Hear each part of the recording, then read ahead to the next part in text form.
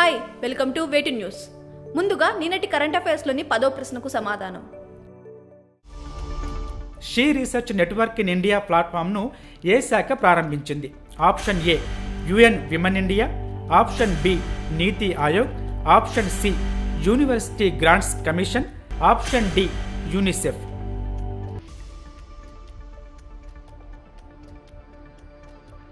సరైన సమాధానం C university grants commission. She research network in India ప్లాట్ఫామ్ను యూనివర్సిటీ గ్రాంట్స్ కమిషన్ ప్రారంభించింది. మహిళా శాస్త్రవేత్తలకు సమాన ప్రాతినిధ్యాన్ని కల్పించడం ద్వారా సైన్స్ రంగంలో లింగ అసమానతలను పరిష్కరించడం దీని లక్ష్యం. సుభాష్ అభినందన్ అనే డిజిటల్ ఎగ్జిబిషన్ను ఎవరు ప్రారంభించారు? Option A Amit Shah, option B Rajnath Singh, option C Arjun Ram Meghwal, option D Anurag Singh Thakur. సరైన సమాధానం సి అర్జున్ రామ్ మేఘ్వాల్. కేంద్ర న్యాయశాఖ మంత్రి అర్జున్ రామ్ మేఘ్వాల్ సుభాష్ అభినందన్ అనే డిజిటల్ ఎగ్జిబిషన్ను ప్రారంభించారు. ఈ ఎగ్జిబిషన్ సుభాష్ చంద్రబోస్ జీవితం గురించి నేషనల్ ఆర్కైవ్స్లో అందుబాటులో ఉన్న పత్రాల ఆధారంగా రూపొందినది. రెండవ ప్రశ్న, ఎక్సైజెస్ కట్లాస్ ఎక్స్ప్రెస్ 2024 ఏ దేశంలో జరిగింది? ఆప్షన్ ఏ భారతదేశం, option B Australia, option C Seychelles, option D Japan. సరైన సమాధానం C Seychelles. Exercise Cutlass Express 2024 ఫిబ్రవరి 26 నుండి మార్చి 8 వరకు సీషెల్స్లో జరిగింది. భారత నౌకాదళ నౌక ఐఎన్ఎస్ టిర్ భారత బృందానికి ప్రాతినిధ్యం వహించింది. భారత నౌకాదళం 2019 నుంచి ఈ విన్యాసాల్లో పాల్గొంటోంది. మూడవ ప్రశ్న, machine learning and artificial intelligence technology హబ్ను ప్రారంభించిన రాష్ట్రం ఏది? Option A Andhra Pradesh, option B Telangana, option C Kerala, option D Karnataka. సరైన సమాధానం బి తెలంగాణ. తెలంగాణ రాష్ట్రంలో machine learning and artificial intelligence technology హబ్ను ప్రారంభించారు. Department of science and technology సహకారంతో టీ హబ్లో దీనిని ప్రారంభించారు. నాలుగవ ప్రశ్న, federation of Indian export organisations కొత్త చైర్మన్గా ఎవరు ఎన్నికయ్యారు?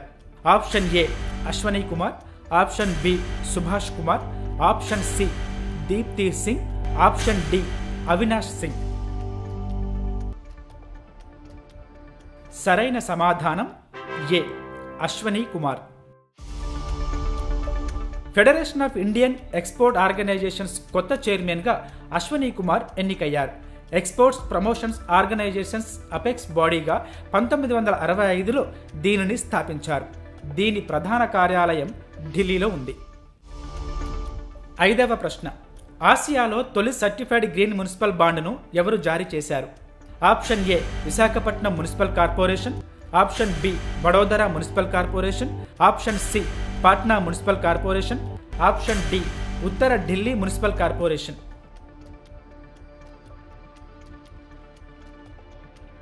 సరైన సమాధానం option B Vadodara municipal corporation. ఆసియాలో తొలి సర్టిఫైడ్ గ్రీన్ మున్సిపల్ బాండ్ను వడోదర మున్సిపల్ కార్పొరేషన్ జారీ చేసింది. దీని ద్వారా దాదాపు 100 కోట్ల రూపాయలను సేకరించింది.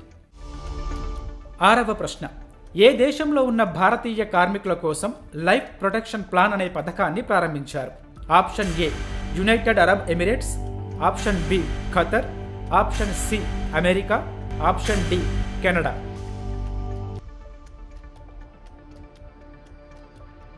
సరైన సమాధానం option A United Arab Emirates.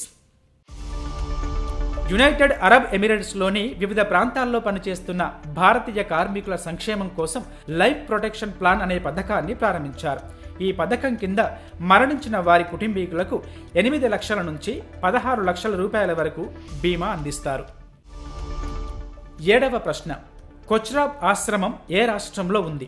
Option A Madhya Pradesh, option B Himachal Pradesh, option C Gujarat, option D Arunachal Pradesh. సరైన సమాధానం సి గుజరాత్. గుజరాత్లోని సబర్మతిలో ప్రధాని నరేంద్ర మోదీ కొచ్రాబ్ ఆశ్రమాన్ని ప్రారంభించారు. 1915లో దక్షిణాఫ్రికా నుంచి భారతదేశానికి తిరిగి వచ్చిన తరువాత మహాత్మా గాంధీ స్థాపించిన మొదటి ఆశ్రమం ఇదే. 8వ ప్రశ్న. గాలిబ్ నాటి కాలం అనే పుస్తకాన్ని తెలుగులో అనువదించినది ఎవరు?